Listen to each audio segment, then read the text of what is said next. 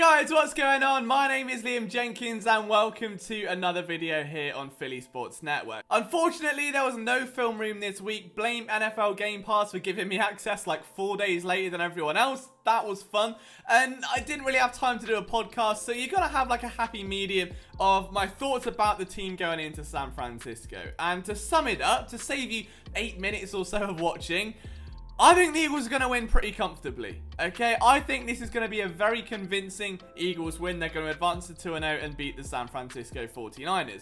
Now, I'm not one for brazen statements. I'm not one for clickbait debauchery. So, admittedly, when this does go tits up, feel free to come back to this video and tell me how wrong I was on the back of a 54-12 loss. As intimidating as this San Francisco team is, a lot of it's a facade, I think, at this point. And you can nitpick every single bit that has been built up over the past few years. And you start with that Shanahan offense and the amount of misdirection and jet sweeps and zonal rushing schemes, anything they tried to do to really benefit the run game. You look at that and then you look at the quarterback they have.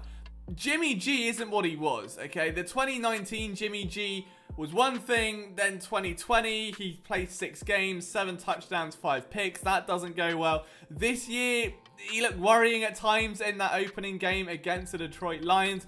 It wasn't brilliant by Garoppolo. So they're going to have to lean on the run game. And it's fantastic that Elijah Mitchell broke out for a 100-yard game in his NFL debut. And it is a worry that had Atlanta not ran the ball consistently at the Eagles all game, that they might have had a bit more success with it if they'd opened up the playbook. The Eagles didn't look great against the run in that first quarter. However, I think that the Eagles' run defense will be stout enough to at least force some passes. I think this offense on the other side of the ball for the Eagles will move the ball down the field enough, will put up enough points to make Jimmy Garoppolo throw the ball. And don't get me wrong, those Niners receivers are a bit intimidating. You've got guys like Deebo Samuel and Brandon Ayuk who obviously headline the roster. But you're also now working with a very different defense, and one where it's not going to function like it did under Jim Schwartz, and we're learning that. The majority of this Eagles defense is a cover 2 shell. It's playing zone. The main thing is they're not allowing those massive gaping plays down the field. Safety's flying down to the box because he's biting on a tight end crossing route, leaving an outside leverage corner all on his own. We're not seeing that anymore. You're not going to be able to take those shots down the field, which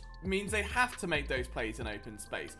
That sounds good in theory because it kind of plays into the strengths of guys like Brandon Ayuk and Deebo Samuel.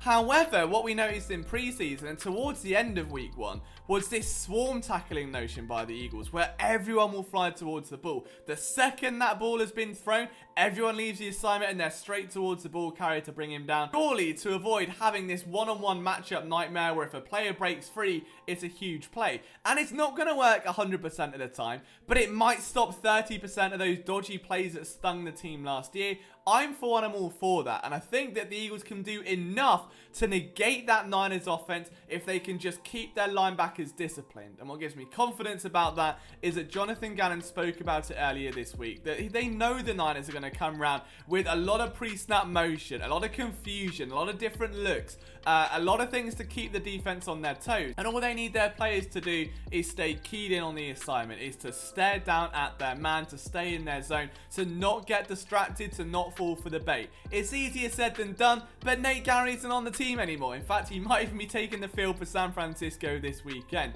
And that leaves the Eagles again in a position where if they can get the best out of Eric Wilson, which they didn't in week 1, and they get more consistency from Singleton, and you can have someone like Maddox who admittedly played pretty well against Kyle Pitts at times to stay on George Kittle because he's got the speed to do so, maybe not so the physicality, then you're going to do enough to keep that Niners offense outside of the red zone and allow the Eagles offense to march downfield and put up some points. I think realistically, as good as that Niners offense is when you think, oh, they've got these receivers and the offense does so much wacky stuff, like that's great. But if it doesn't execute and it doesn't work, then that's going to be a problem. And all it takes is one of those cogs to fall out and that wheel's going to start bumping a little bit. And I think this Eagles defense, it's new, it's different. There are some hybrid looks in there. And I think Gannon, especially with the deployment of these Sam linebackers, has some aces up his sleeve.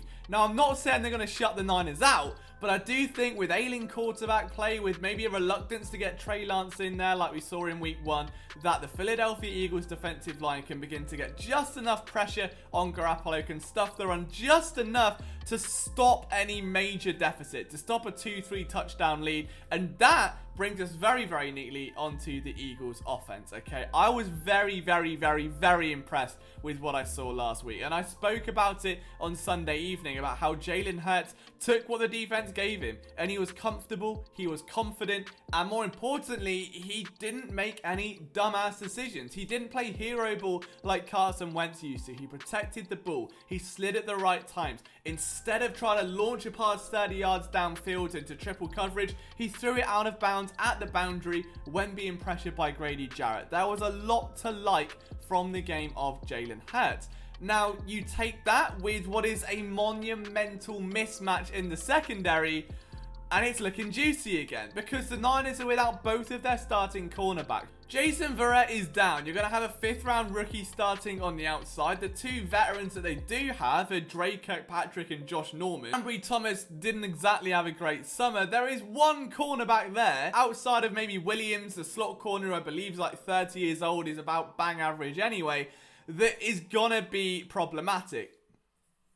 And that's fine, considering how much the Eagles like to move their receivers around now. Now, the only thing I would change about this Eagles offense going into week 2 is that it felt quite streaky at times. It'll be 3 passes to Quez Watkins, then nothing. 3 passes to Devontae Smith, nothing. 2 passes to Zach Ertz, nothing all game. And there would just be like Jalen Hurts would go, right, this drive is your drive, that drive is your drive. And that to me is what it felt like for a lot of the game, which I get it. It's fine. You're working through the offense. You're getting through your progressions.